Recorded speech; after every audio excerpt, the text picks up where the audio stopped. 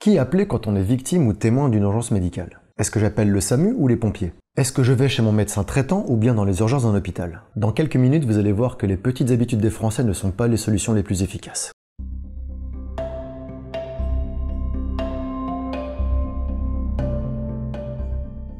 SAMU, pompiers, médecins de garde, urgences hospitalières et j'en passe, les moyens à notre disposition sont très nombreux. Malheureusement, ces dispositifs sont souvent saturés et peuvent avoir des difficultés à répondre à une demande pressante. Afin de minimiser votre temps d'attente, que ce soit au téléphone ou bien dans les services de soins, on va détailler ensemble qui doit s'occuper de quoi.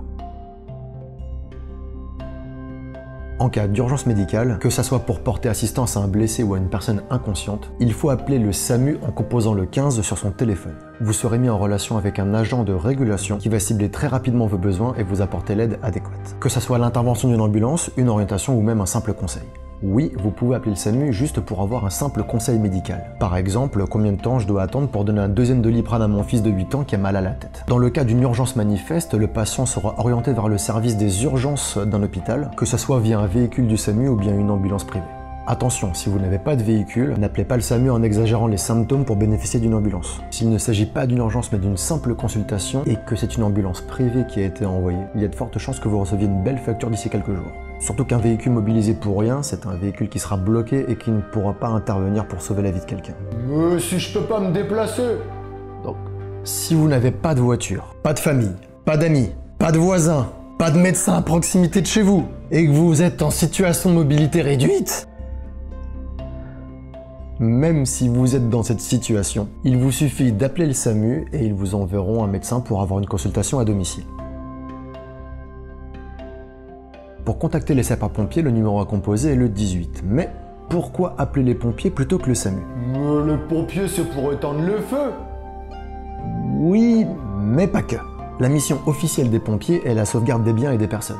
Oui, c'est très vague et c'est justement ce qui crée l'hésitation entre les deux services quand on veut porter assistance à un blessé. La vérité, c'est que quand vous contactez les secours, peu importe que vous appeliez le 15 ou le 18. Ils travaillent ensemble et sur le site d'un accident où il y a des blessés, vous verrez souvent les deux sur place. Cela vient du fait qu'un pompier n'est pas un médecin avec des abdos.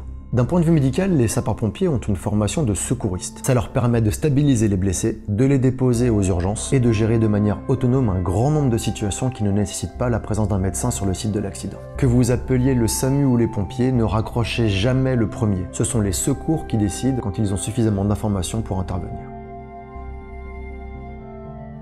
Le 112 est le numéro unique européen qui vous met en relation avec un régulateur des services d'urgence. Vous pouvez composer ce numéro depuis n'importe quel téléphone, même depuis un portable qui n'a pas de carte SIM ou qui a l'écran verrouillé. C'est le turfu. Pour faire vraiment très simple, la personne que vous avez au téléphone va déterminer si vous avez besoin du SAMU, des pompiers, de la police ou des gendarmes.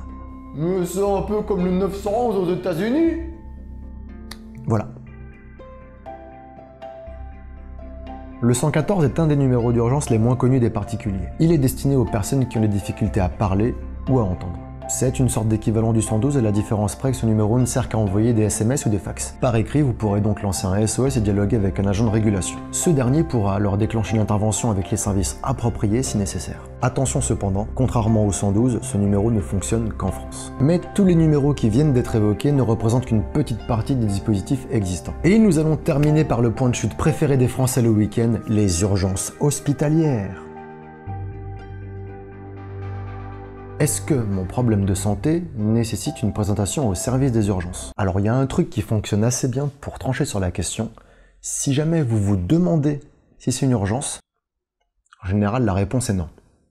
Plus sérieusement, en cas de doute, appelez le SAMU et décrivez les symptômes pour avoir un avis médical. Quand on regarde les reportages dans les hôpitaux, on se croirait non-stop en plein épisode de série américaine avec des salles de soins en effervescence, des médecins couverts du sang de leurs patients et des infirmières qui enchaînent les réanimations sur la musique de Starship Troopers. En réalité, le particulier qui se présente aux urgences avec sa fille de 5 ans qui a mal au ventre est plus représentatif du public qui remplit les salles d'attente pendant des heures. On peut y trouver majoritairement 3 types de personnes. Ceux qui se vident de leur sang, les parents paniqués qui accompagnent un enfant en pleurs, mais également ceux qui vont aux urgences comme ils iraient voir un simple médecin traitant. Aux urgences hospitalières, les patients ne sont jamais reçus par ordre d'arrivée. Les ambulances et les pompiers déposent en continu des blessés de jour comme de nuit, et si vous venez pour des maux de ventre, il est normal d'attendre parfois plus de 6 heures avant de voir un médecin. Mon point de vue pour ce cas de figure est le même que celui des sapeurs-pompiers. Si la personne se sent malade, fièvre, maux de ventre et autres, elle doit aller chez le médecin. Si vous ne pouvez pas aller chez votre médecin, quelle qu'en soit la raison, appelez le 15 pour avoir un avis médical ou une intervention. Si la personne est en péril, ne l'amenez pas aux urgences vous-même. En la déplaçant, vous risquez d'aggraver son cas. N'essayez même pas d'improviser une PLS sur une personne inconsciente si vous n'y avez pas été formé. Même une banale fracture de la jambe peut avoir de graves conséquences si on déplace la personne en voiture ou pire encore en la portant. Une dernière chose très importante. Quelle que soit la gravité de la situation, ne faites rien dans la précipitation. Vous remarquerez qu'il arrive parfois que les véhicules d'intervention restent de longues minutes en bas des immeubles avant de partir alors que le patient est déjà à bord. Pourquoi ? Ils sont à la recherche du lieu qui pourra prendre en charge rapidement le patient et l'hôpital le plus proche où vous seriez allé par réflexe n'est pas toujours la meilleure solution. Malaise cardiaque, blessure aux yeux, brûlure aggravée, accouchement, AVC, tous les hôpitaux ne sont pas équipés pour faire face à tous les cas de figure. Alors si vous voulez être le héros de la journée, soyez la personne qui a composé le bon numéro.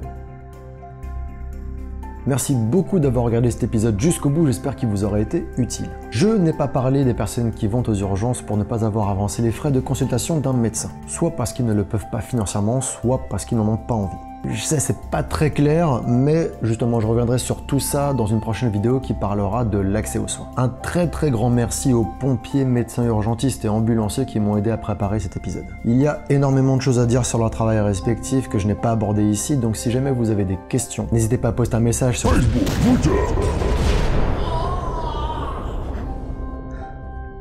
Vous pouvez aussi laisser un commentaire sous la vidéo. En attendant, prenez soin de vous et des autres.